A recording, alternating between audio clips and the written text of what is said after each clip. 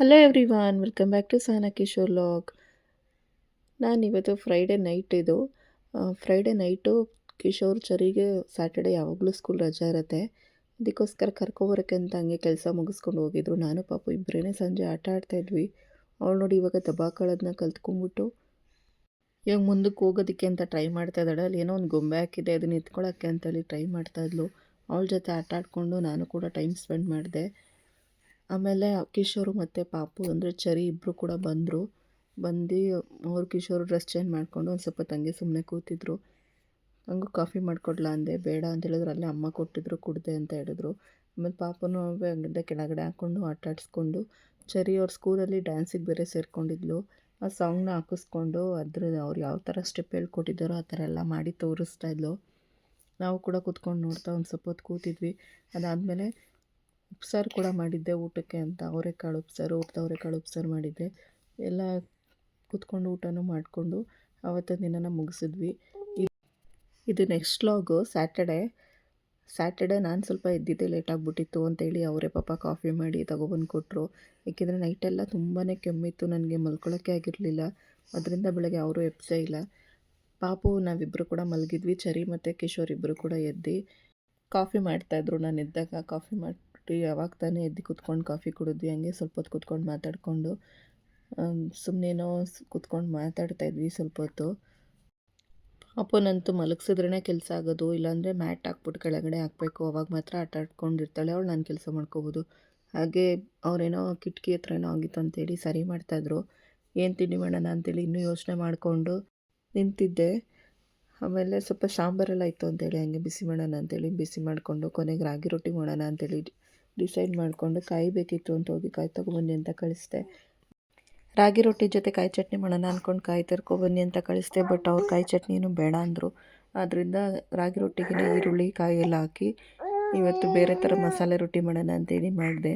ನೋಡಿ, ರೆಕಾರ್ಡ್ ಮಾಡೋ ಟೈಮಲ್ಲಿ ನನ್ನ ಮಗಳೋದ್ರೆ ಬರೀ ಕ್ವಾಟ್ಲೆ ಈ ಥರ ದಬಾಕೊಳ್ಳೋದು, ಮುಂದಕ್ಕೆ ಹೋಗೋಕೆ ಟ್ರೈ ಮಾಡೋದು ಇದೇನೇ ಆಗ್ಬಿಟ್ಟಿತ್ತು ಅವಳದು. ಆಮೇಲೆ ಅವರಿಬ್ಬರು ಹೋದ್ರು ಕಾಯಿ ತೊಗೊಬರೋಕ್ಕೆ ಅಂತ. ಅವಳು ಕೂಡ ನೋಡ್ಕೊಂಡೇ ನಿಂತಿದ್ಲು, ಹಂಗೆ ಸುಮ್ಮನೆ ಈಚೆ ತೋರ್ಸೋಣ ಅಂತ ಕರ್ಕೊಂಬಂದೆ. ನೋಡಿ, ಇಲ್ಲಂತೂ ವೆದರ್ ತುಂಬಾ ಚೆನ್ನಾಗಿದೆ. ಆ ಕಡೆ ಈ ಕಡೆ ಅಂತೂ ಹೊಂಗೆ ಮರ ಇರೋದ್ರಿಂದ ತುಂಬ ತಣ್ಣ ಗಾಳಿ ಬರುತ್ತೆ.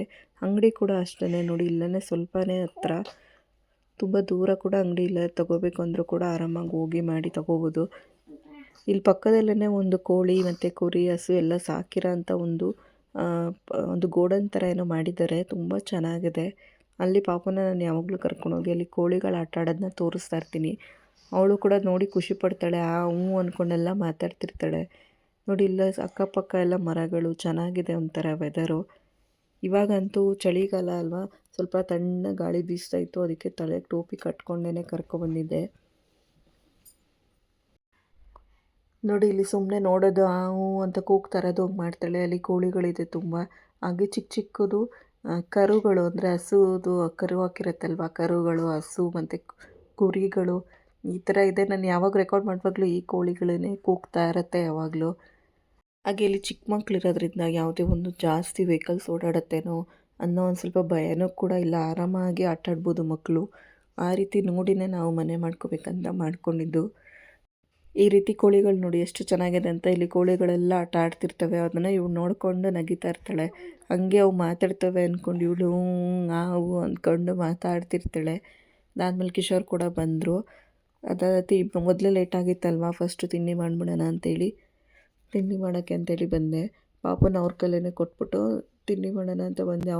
ಅವ್ರು ಫ್ರೀ ಇದ್ದಾಗ ಅವ್ರ ಪಾಪನ ಎತ್ಕೊಂಡಿರ್ತಾರೆ. ನಾನೇನಾದರೂ ಕೆಲಸ ಮಾಡ್ಕೊಬಿಡ್ತೀನಿ, ಅಥವಾ ಅವ್ರಿಗೇನಾದ್ರು ಕೆಲಸ ಇರುವಾಗ ನಾನು ಎತ್ಕೊಂಡಿರ್ತೀನಿ. ಈ ಥರ ಮಾಡಿ ಮಗು ನೋಡ್ಕೋತೀವಿ. ನೋಡಿ, ಇಲ್ಲಿ ತುಂಬ ಚೆನ್ನಾಗಿರೋಂಥ ಕರು ಇದೆ. ಇವಾಗ ತಾನೇ ಒಂದು ವೀಕಲ್ಲೇನೋ ಹುಟ್ಟಿರೋದು, ಚಿಕ್ಕದು. ಈ ರೀತಿ ಕೋಳಿ ಇದೆಲ್ಲ ನೋಡೋಕ್ಕೇ ಚೆನ್ನಾಗಿರುತ್ತೆ. ಆದಮೇಲೆ ಪಾಪನ ಕೈ ಕೊಟ್ಟು, ಅಂದರೆ ಅವ್ರ ಕಿಶೋರ್ ಕೈಲಿ ಕೊಟ್ಟು ಇವಾಗ ಹೋಗಿ ರೊಟ್ಟಿ ಮಾಡೋಣ ಅಂತೇಳಿ ಮಾಡ್ತಾಯಿದ್ದೀನಿ. ಏನಿಲ್ಲ, ಇವಾಗ ಹಾಲು ಕೂಡ ಅಷ್ಟೇ, ನಾವು ಇಲ್ಲಿ ಹಸು ಹಾಲೇ ಸಿಗುತ್ತೆ. ತುಂಬ ಚೆನ್ನಾಗಿ ಹಸು ಹಾಲನ್ನೇ ತೊಗೋತೀವಿ. ಇಲ್ಲಿ ಒಂದು ಸ್ವಲ್ಪ ನೀರನ್ನ ಕಾಯೋಕ್ಕೆ ಅಂತ ಇಟ್ಟಿದ್ದೀನಿ. ಚೆನ್ನಾಗಿ ನೀರು ಮಳ್ಳದ್ಮೇಲೆ ರಾಗಿ ಹಿಟ್ಟನ್ನ ಹಾಕಿ ಚೆನ್ನಾಗಿ ತಿರುವಾಕೋಬೇಕು. ಅಂದರೆ ಜಾಸ್ತಿ ಬೇಯಿಸೋದಕ್ಕೆ ಹೋಗ್ಬಾರ್ದು. ನನ್ನ ಮಗಳು ತಿರ್ಗಾ ನನ್ನ ಹತ್ರ ಬರೋದು, ಅವ್ರ ಹತ್ರ ಹೋಗೋದು, ಹಂಗೆ ಮಾಡ್ತಾನೇ ಇದ್ಲು. ಆಮೇಲೆ ನೋಡಿ ಈ ಥರ ನೀರು ಚೆನ್ನಾಗಿ ಒಂದು ಸ್ವಲ್ಪ ನೀರು ಮಳ್ಳದ್ಮೇಲೆ ಹಸಿಟ್ಟು ಈ ಥರ ತಿರ್ಕೋಬೇಕು. ಒಂದು ಸ್ವಲ್ಪ ಅರ್ಧಂಬರ್ಧ ಬೇಯಿಸ್ಕೋಬೇಕು ಅಷ್ಟೇ. ಅದಾದಮೇಲೆ ನಾನು ಈರುಳ್ಳಿ, ಕಾಯಿ ತುರಿ ಅಂದರೆ ಕಾಯಿನ ಸಣ್ಣ ಸಣ್ಣ ಕಟ್ ಮಾಡಿ ಹಾಕ್ಕೊಂಡಿದ್ದೀನಿ. ಕೊತ್ತಂಬರಿ ಸೊಪ್ಪು, ಹಸಿಮೆಣ್ಸಿನ್ಕಾಯಿ ಇಷ್ಟನ್ನ ಹಾಕಿ ಚೆನ್ನಾಗಿ ಅದನ್ನು ಮಿದ್ದಿ ಚೆನ್ನಾಗಿ ಕಲಿಸ್ಕೋಬೇಕು. ಸೇಮ್ ಚಪಾತಿ ಹಿಟ್ಟನ್ನ ಯಾವ ರೀತಿ ನಾವು ಕಲಿಸ್ತೀವೋ ಆ ಥರ ಕಲಿಸ್ಕೋಬೇಕು. ನಾನು ನೀರಿಗೆ ಹಸಿಟ್ಟು ಹಾಕಿ ತಿರ್ಗೋ ಅಂಥದ್ದು ವಿಡಿಯೋ ಸ್ಕಿಪ್ ಆಗಿಬಿಟ್ಟಿದೆ. ನೋಡಿ ಈ ರೀತಿ ಚೆನ್ನಾಗಿ ನಾದ್ಕೋಬೇಕು. ಅಂದರೆ ಸೇಮ್ ಚಪಾತಿ ಹಿಟ್ಟು ಯಾವ ರೀತಿ ನಾವು ಕಲಿಸ್ಕೋತೀವೋ ಅದೇ ಥರನೇ ಬರುತ್ತೆ. ಅದೇ ಥರನೇ ಉಂಡುಂಡೆ ಕೂಡ ಮಾಡ್ಕೋಬೋದು. ನೋಡಿ ಈ ಥರ ಆಗುತ್ತೆ. ಸ್ವಲ್ಪ ಮಧ್ಯದಲ್ಲಿ ಎಣ್ಣೆ ಹಾಕೋತಾ ಇರಬೇಕು, ಅಥವಾ ನೀರೇನಾದ್ರು ಕಮ್ಮಿ ಅನಿಸಿದ್ರೆ ನೀವು ಬಿಸಿನೀರನ್ನ ಹಾಕೋಬೇಕು, ತಣ್ಣೀರು ಹಾಕೋಬಾರ್ದು. ಈ ರೀತಿ ಮಾಡಿ ಚೆನ್ನಾಗಿ ಕಲಿಸ್ಕೋಬೇಕು. ನೀವು ಫ್ರಿಜ್ ಇಲ್ಲದೇ ಹಾಗೆ ಇಟ್ಕೋತೀವಿ ಅಂದರೂ ಕೂಡ ಈ ರೀತಿ ಒಂದಿನ ಆರಾಮಾಗಿ ಈಚೆನೇ ಇಟ್ಕೋಬೋದು. ನೋಡಿ ಈ ರೀತಿ ಉಂಡೆಗಳನ್ನ ಮಾಡ್ಕೋಬೇಕು. ಚಪಾತಿಗೆ ಯಾವ ರೀತಿ ನಾವು ಫುಲ್ಲು ಹಿಟ್ಟನ್ನ ಮೆದ್ಬಿಟ್ಟು ಉಂಡೆಗಳನ್ನ ರೀತಿ ಮಾಡ್ಕೋತೀವೋ ಅದೇ ಥರನೇ ಇದು ಕೂಡ ಆಗುತ್ತೆ. ಇಷ್ಟು ಚೆನ್ನಾಗಿ ಬರುತ್ತೆ. ನೋಡಿ ಈ ರೀತಿ ಉಂಡೆಗಳನ್ನ ಮಾಡಿ ಇಟ್ಕೊಂಡು ಆಮೇಲೆ ನಾನು ತವಾನ ಕಾಯಕ್ಕೆ ಇಡ್ತಾಯಿದ್ದೀನಿ. ಚೆನ್ನಾಗಿ ಒಂದು ಕವರ್, ಪ್ಲಾಸ್ಟಿಕ್ ಕವರ್ ಮೇಲೆ ನಾನು ತಟ್ಟಿ ಹಾಕೋತಾ ಇದ್ದೀನಿ. ನೀವು ಕೂಡ ಅಷ್ಟೇ ಯಾವುದಾದ್ರೂ ಒಂದು ಎಣ್ಣೆ ಕವರು ಅಥವಾ ಪ್ಲಾಸ್ಟಿಕ್ ಕವರ್ ಮೇಲೆ ಈ ಥರ ತಟ್ಟಿ ಹಾಕ್ಬೋದು, ಅಥವಾ ಬಟರ್ ಪೇಪರ್ ಮೇಲೆ ಕೂಡ ತಟ್ಟಿ ಹಾಕ್ತೀವಿ ಅಂದರೂ ಕೂಡ ಹಾಕ್ಬೋದು. ಈ ರೀತಿ ಚೆನ್ನಾಗಿ ಹಾಕಿ ನಾದ್ಬಿಟ್ಟು ಆ ಉಂಡೆನ ಇಟ್ಕೊಂಡು ಕೈಗೆ ಎಣ್ಣೆ ಸವರ್ಕೊಂಡು ಈ ಥರ ತಟ್ತಾ ಬರಬೇಕು. ಸೇಮ್ ಜೋಳದ ರೊಟ್ಟಿ ಯಾವ ರೀತಿ ತಟ್ತಾರೋ ಅದೇ ಥರನೇ ಇದನ್ನು ಕೂಡ ಚೆನ್ನಾಗಿ ಈ ಥರ ತಟ್ಟಬೇಕು ಕೈಯಲ್ಲಿ. ಆವಾಗ ಅದು ಅಗಲ ಆಗ್ತಾ ಬರುತ್ತೆ. ತುಂಬ ಚೆನ್ನಾಗಿರುತ್ತೆ ಟೇಸ್ಟು. ಈ ರೀತಿ ಒಂದು ಸ್ವಲ್ಪ ಏನಾದರೂ ನಮಗೆ ಎಣ್ಣೆ ಕಮ್ಮಿ ಅನಿಸಿದ್ರೆ ಎಣ್ಣೆ ಹಾಕ್ಕೊಂಡು ಈ ಥರ ತಟ್ತಾ ಹೋಗಬೇಕು. ಕೈಗಂತೂ ಅಂಟೋದಿಲ್ಲ, ಹಾಗೆ ಕವರ್ಗೂ ಕೂಡ ಅಂಟೋದಿಲ್ಲ, ತಾವಕ್ಕೂ ಕೂಡ ಅಂಟೋದಿಲ್ಲ, ಅಷ್ಟು ಚೆನ್ನಾಗಿ ಬರುತ್ತೆ. ಈ ರೀತಿ ಹಿಂಗೆ ತಟ್ಕೊಂಡು ಹೋದರೆ ಅದೇ ಆಟೋಮೆಟಿಕ್ಕಾಗಿ ಅಗಲ ಆಗ್ತಾ ಹೋಗುತ್ತೆ. ಆರಾಮಾಗಿ ಕವರಿಂದ ಆರಾಮಾಗಿ ತೊಗೋಬೋದು ಈಚೆಗೆ, ಅಂದರೆ ಅಷ್ಟು ಈಸಿಯಾಗಿ ಬಂದುಬಿಡುತ್ತೆ. ಆಮೇಲೆ ತವಕ್ಕೂ ಕೂಡ ಅಷ್ಟೇ ಹಾಕಿದ್ರೂ ಕೂಡ ನೋಡಿ ಅದು ತವಕ್ಕೂ ಕೂಡ ಅಂಟ್ಕೊಳ್ಳೋದಿಲ್ಲ. ಒಂದು ಸ್ವಲ್ಪ ಎಣ್ಣೆ ಹಾಕ್ಬಿಟ್ಟು ಈ ರೀತಿ ಹಾಕ್ಬಿಟ್ಟು ಬೇಯಿಸಿದ್ರೆ ತುಂಬ ಚೆನ್ನಾಗಿ ಬರುತ್ತೆ. ಸುತ್ತ ಮಾತ್ರ ಎಣ್ಣೆ ಹಾಕಬೇಕು, ಮಧ್ಯೆ ಏನು ಎಣ್ಣೆ ಮೊದಲೇ ಆಲ್ರೆಡಿ ನಾವು ಸವರಿರ್ತೀವಲ್ವ, ಅದರಿಂದ ಮಧ್ಯೆ ಏನು ಎಣ್ಣೆ ಹಾಕೋದು ಬೇಡ.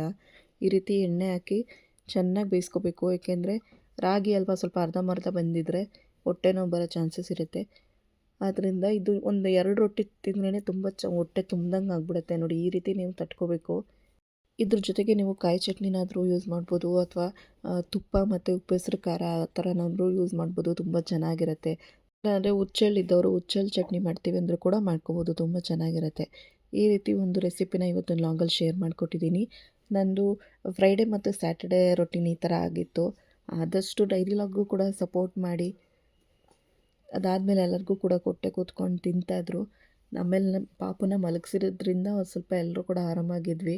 ಇಲ್ಲಾಂದರೆ ಅವ್ರು ಎತ್ಕೊಂಡಿರ್ಬೇಕು, ಇಲ್ಲ ನಾನು ಎತ್ಕೊಂಡಿರ್ಬೇಕು. ಒಂದು ಅರ್ಧ ಗಂಟೆ ಮಲಗಿದ್ಲು ಅಷ್ಟೇ, ಆಮೇಲೆ ಎದ್ಬಿಟ್ಲು. ಕೊನೆಗೆ ಅವರು ಕಿಶೋರ್ ಎತ್ಕೊಂಡಿದ್ರು ಅಂತೇಳಿ ಆಮೇಲೆ ನಾನು ತಿಂಡಿ ಹಾಕ್ಕೊಂಡು ನಾನು ತಿಂಡಿ ತಿಂದೆ. ತುಂಬ ಚೆನ್ನಾಗಿ ಬಂದಿತ್ತು. ನಾನು ಏನೂ ಹಾಕ್ಕೊಂಡಿಲ್ಲ, ಕಾಯಿ ಈರುಳ್ಳಿ ಎಲ್ಲ ಅಲ್ಲೇ ಮಧ್ಯೆ ಬಾಯಿಗೆ ಸಿಕ್ತಿತ್ತಲ್ವ, ತುಂಬ ಚೆನ್ನಾಗಿ ಟೇಸ್ಟ್ ಬಂದಿತ್ತು.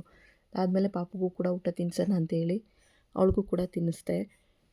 ಅವಳು ಊಟ ಎಲ್ಲ ತಿನ್ಕೋತಾಳೆ ಸ್ವಲ್ಪ, ಬಟ್ ಒಂದು ಸ್ವಲ್ಪ ವಾಮಿಟ್ ಮಾಡಿಬಿಡ್ತಾಳೆ. ಅದೊಂದು ಪ್ರಾಬ್ಲಮ್ ಇತ್ತು ಅವಳಿಗೆ. ಆಮೇಲೆ ಇವಾಗ ಒಂದು ಸ್ವಲ್ಪ ಪರವಾಗಿಲ್ಲ. ಅದು ಒಂದು 3 ತಿಂಗಳ ಗಂಟ ಹಂಗೆ ಅಂತೆ, ಮಕ್ಕಳು ದಕ್ಕಿಸ್ಕೊತಾರೆ ಅನ್ನೋ ಒಂದು ಗಾದೆ ಕೂಡ ಇದೆ ಅಲ್ವಾ, ಆ ಥರ ಅವಳು ಏನೇ ಒಂದು ತಿನ್ಸಿದ್ರು ಕೂಡ ಈ ಥರ ಮಾಡಿಬಿಡ್ತಿಲ್ಲ. ಇವಾಗ ಒಂದು ಸ್ವಲ್ಪ ಪರವಾಗಿಲ್ಲ. ಈ ರೀತಿ ತಿನ್ಸಾದ್ಮೇಲೆ ಒಂದು ಸ್ವಲ್ಪ ನೀರು ಕೂಡ ಕುಡಿಸ್ತೀನಿ ಅವಳಿಗೆ, ಬಿಸಿನೀರು. ಈ ರೀತಿ ಮಧ್ಯದಲ್ಲಿ ಕೋಳಿ ಸೊನ್ನೆ ಆಗಿರ್ಬೋದು, ನನ್ನ ಮಗು ಸೌಂಡ್ ಕೂಡ ಬಂದಿರುತ್ತೆ. ಆದಷ್ಟು ಅಡ್ಜಸ್ಟ್ ಮಾಡ್ಕೊಳ್ಳಿ, ಏನು ಅಂದ್ಕೋಬೇಡಿ ಅಂತೇಳಿ ಒಂದು ಲಾಗಲ್ಲಿ ತಿಳಿಸ್ಕೊಡ್ತಾ ಇದ್ದೀನಿ. ಈ ಒಂದು ಲಾಗ್ನ ಈ ರೀತಿ ಇತ್ತು ನಂದು ಸ್ಯಾಟರ್ಡೇ ಮತ್ತು ಫ್ರೈಡೇ ಲಾಗು ಅಂತೇಳಿ ಶೇರ್ ಮಾಡಿದ್ದೀನಿ.